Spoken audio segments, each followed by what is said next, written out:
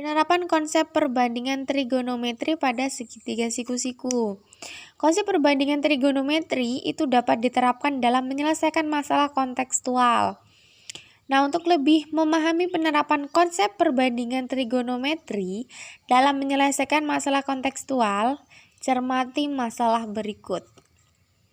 Yang pertama, dua siswa dengan tinggi badan yang sama yaitu 160 cm sedang berdiri memandang tiang puncak bendera di sekolahnya. Siswa pertama berdiri tepat 9 meter di depan siswa kedua. Ini siswa pertama, kita misalkan ini siswa pertama, kemudian ini siswa kedua. Tadi dikatakan bahwa siswa pertama berdiri tepat 9 meter di depan siswa kedua. Siswa pertama berdiri tepat 9 meter di depan siswa kedua. Berarti jarak antara siswa pertama dan siswa kedua itu 9 meter. Jika sudut elevasi siswa pertama 60 derajat. Siswa pertama berarti sudut elevasinya 60 derajat dan siswa kedua 30 derajat. Dapatkah Anda menghitung tinggi tiang bendera tersebut? Kita langsung ke alternatif penyelesaiannya. Misalkan tempat berdiri tiang tegak bendera dan kedua siswa tersebut adalah satu titik ujung puncak tiang bendera dan kepala kedua siswa juga diwakili oleh satu titik. Ini puncaknya diwakili oleh satu titik, kemudian tempat kedua siswanya juga diwakili oleh satu titik. Masalah tersebut dapat digambarkan sebagai berikut. Ini berarti tadi ujung tiang bendera dan kedua kepala siswa juga diwakili oleh satu titik. Berarti ujung tiangnya kita wakilkan oleh satu titik. Kemudian ujung kepala dua siswanya juga kita kasih titik. Kemudian AC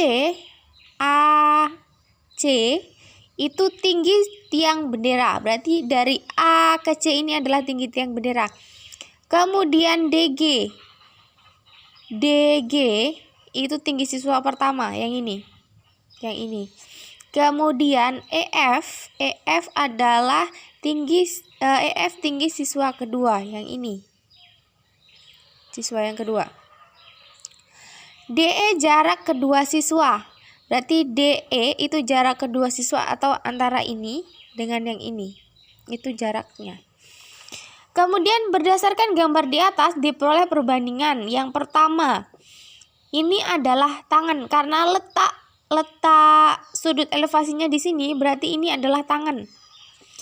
Tangan 60 derajat sama dengan AB per BG.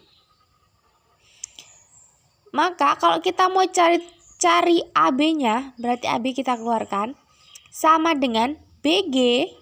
Tangan 60 derajat kita pindah ruas ke sini. Jadi BG kita kalikan dengan tangan 60 derajat. Berarti sama dengan BG-nya tetap. Tangan 60 derajat itu sama dengan akar 3. Berarti BG dikali akar 3. Makanya AB itu sama dengan akar 3 dikali BG. Itu persamaan pertama. Kemudian yang kedua. Sekarang kita ke sudut elevasi yang kedua, yaitu 30 derajat. Di sini masih tangan ya. Jadi tangan 30 derajat sama dengan AB per BF. AB per BF. Sama dengan AB. Di sini lihat BF. BF ini sama dengan BG ditambah GF, atau GF-nya tadi kan jarak antara siswa 1 dan siswa 2 itu 9. Berarti BG-nya tetap karena panjang BG tidak diketahui, berarti BG ditulis lagi. BG ditambah GF atau jarak GF-nya tadi 9, berarti BG ditambah 9. Sekarang di sini yang mau kita cari AB-nya. Berarti AB kita keluarkan sama dengan BG ditambah 9 dikali dengan yang ini, tangan 30 derajat. Berarti BG ditambah 9-nya tetap dikali tangan 30 derajat itu sepertiga akar 3. Berarti sama dengan sepertiga akar 3 kita tulis lagi BG. ditambah 3/3. Kemudian dari persamaan 1 dan 2 diperoleh akar 3BG, yang ini akar 3BG sama dengan 1/3 akar 3BG ditambah 3/3. Ini dapatnya dari sini. Persamaan yang kedua, 1/3 akar 3BG ditambah 3/3. Maka di sini kan kita mau cari BG-nya. Berarti yang 1/3 akar 3BG yang ini kita pindah ruaskan ke sini. Berarti akar 3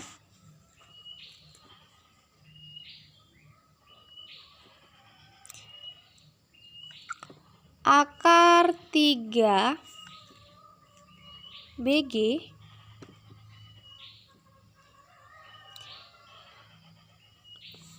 kemudian ini kan pindah ruas, berarti dikurangi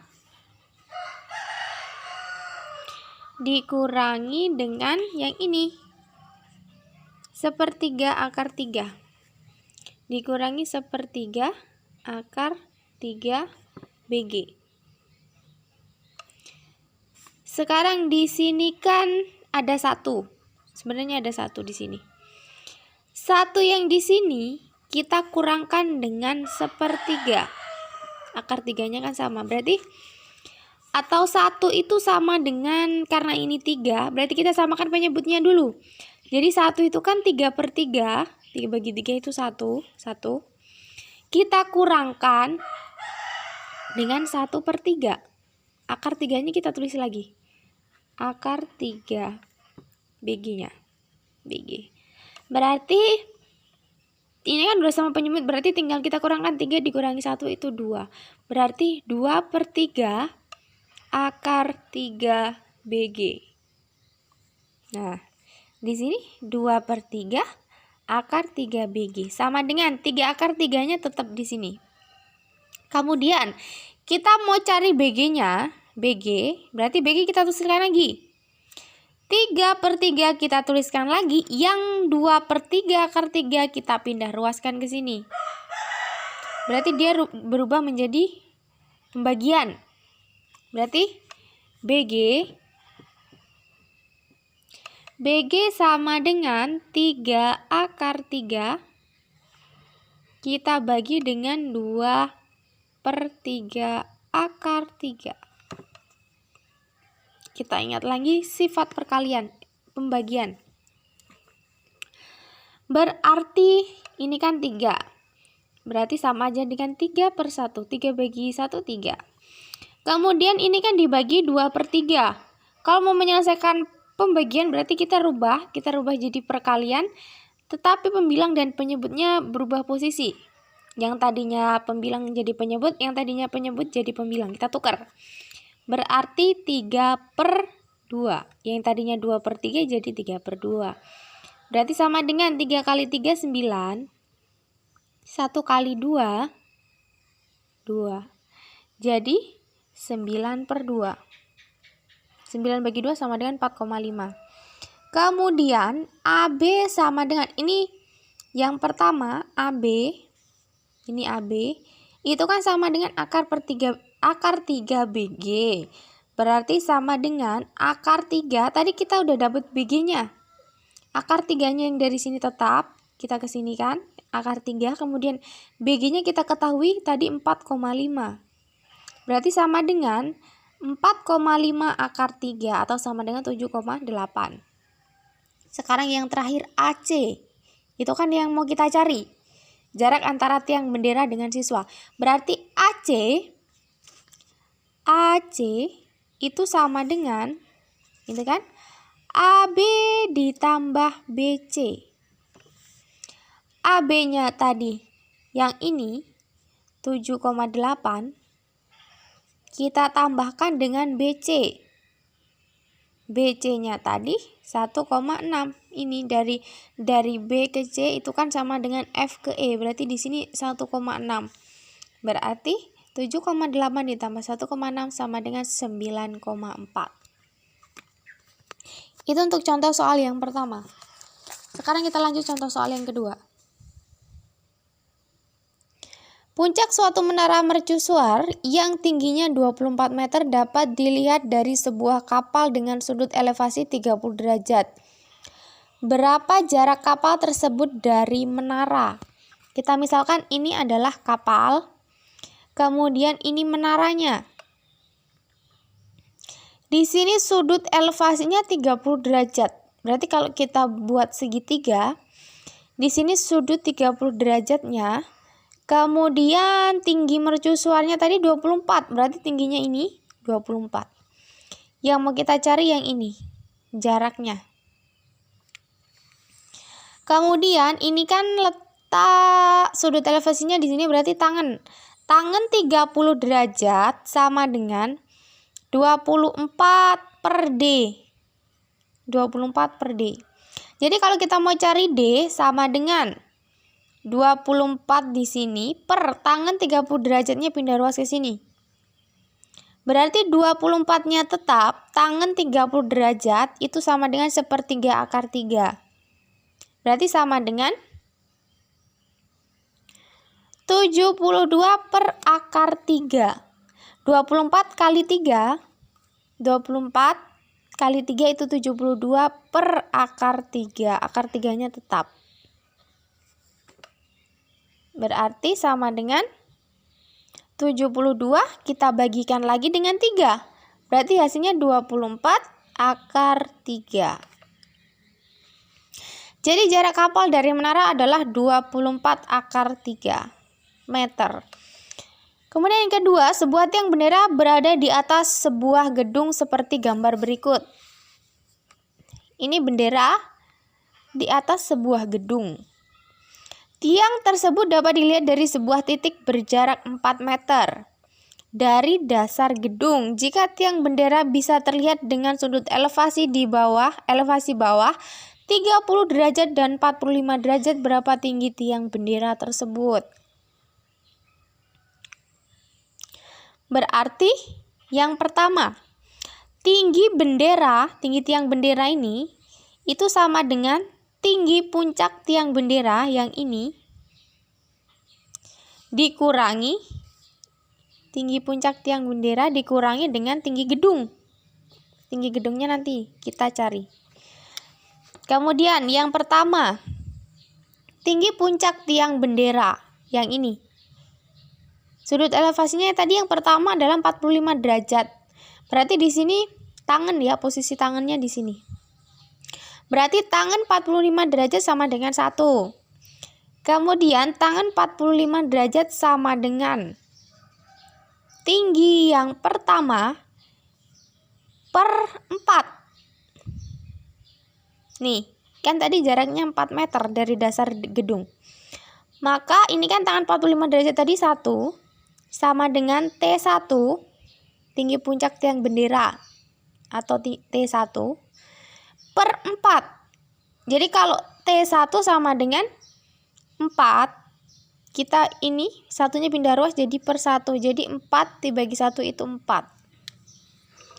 Kemudian yang kedua, tinggi gedung atau T2. Berarti tinggi gedung kan yang ini.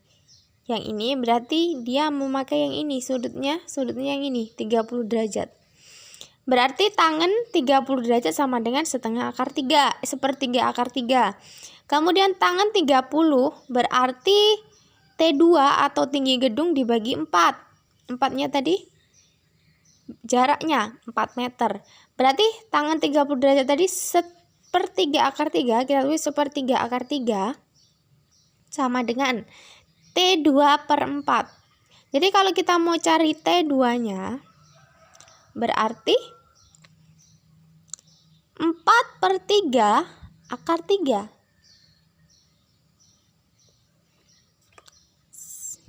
Maka sama dengan 2,3. Kita kita bulatkan menjadi 2,34 per 3 akar 3 itu 2,3.